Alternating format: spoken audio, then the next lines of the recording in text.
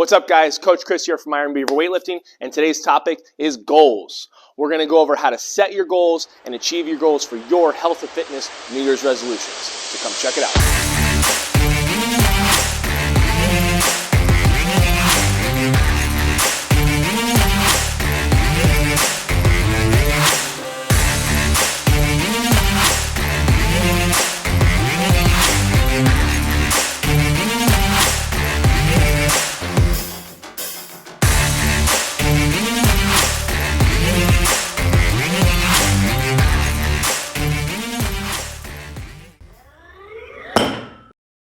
Okay, so I want to start this conversation out with probably the most commonly used method of goal setting, which is the SMART method. SMART is a 5-letter acronym that stands for specific, measurable, attainable, relevant, and time-based. And these are the 5 pillars of how we will set our goals.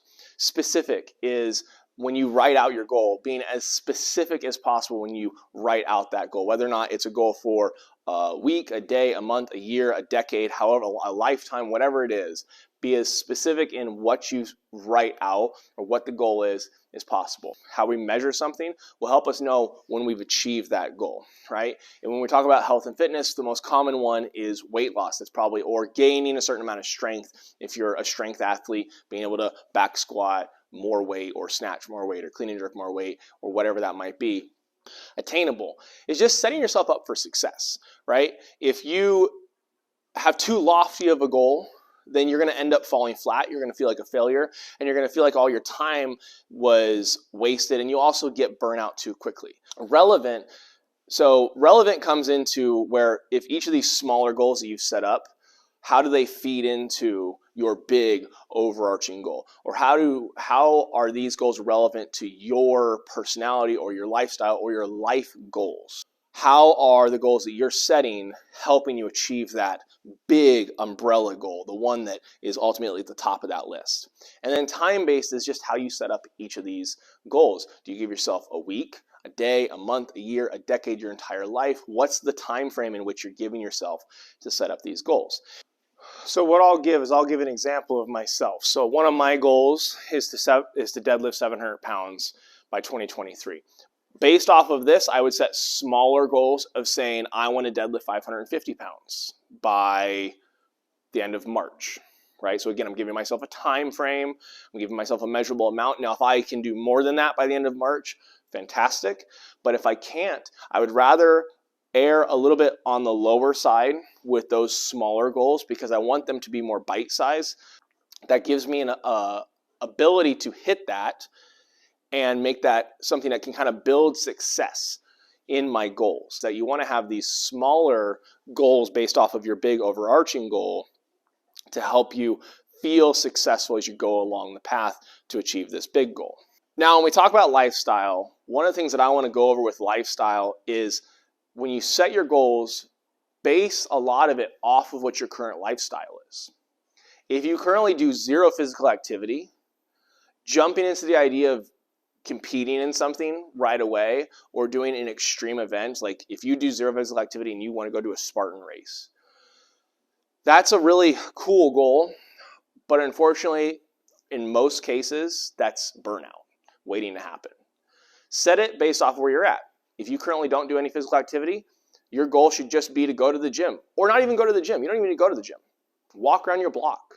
Get up and move. Do some air squats a couple times a day or a week or whatever, right? Something that is so easily attainable from where your current lifestyle is, it's almost impossible for you to not achieve it. If you do that and you keep kind of stepping like that, so instead of making a year-long New Year's resolution, make a small goal. Small increases in commitment towards these goals will help ultimately get you to that bigger goal. Even if you don't know what that bigger goal is yet, just taking one step at a time will help get you and keep you on the path that you want to set. One thing that I find is really helpful when we set big goals or when we set small goals, we want to go through this process of kind of taking it one step at a time, is I like to do something called blocking. Then I can set a goal for a specific time frame.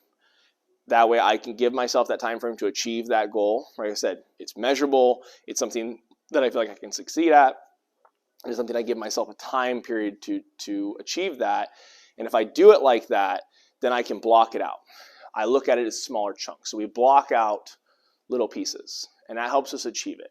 Blocking is basically just a term that I would use to explain kind of like bite-size goals along building this pyramid, right? We're adding blocks to the pyramid, which is our big goal, and these blocks are very small, bite-size, relevant goals that by achieving them will help build up our big goal, which for me is this 700-pound deadlift. I hope that was helpful, and that if you guys have any further questions, feel free to reach out at Iron Beaver Weightlifting on Instagram or by email, coach@ironbeaverweightlifting.com. I would love to hear from you guys about little tips and tricks that you have about setting and achieving your goals. I'd love to hear what your goals are, and any input that you have about this topic, please feel free to let me know. Or if you have further questions about how to do this or would like help on how to set goals and how to achieve those goals, whether they're in health or fitness or whatever, feel free to reach out. I love hearing from you. Till next time, peace out.